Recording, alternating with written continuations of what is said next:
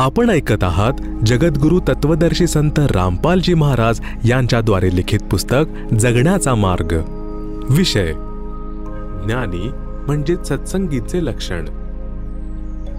सद्गुरूंचे ज्ञान तसेच दीक्षा प्राप्त करून जर शिष्य जगतभावाने वाटचाल करत असतील तर ते मूर्ख आहेत. ते भक्ती लाभापासून वंचित राहतात. ते भक्तीमध्ये पुढे जाऊ शकत नाहीत. ते सार शब्द प्राप्ती योग्य बनत नाहीत.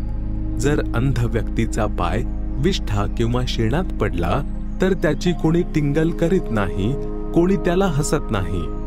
जर डोळस माणूस म्हणजेच भक्त कुठोर म्हणजे अनुचित ठिकाणी जातो, वेश्यागमन, चोरी करणे, मर्यादा तोडणे, वर्जित वस्तू तसेच साधनेचा प्रयोग करणे यास कुठोर म्हटले आहे, तर तो निंदेस पात्र होतो.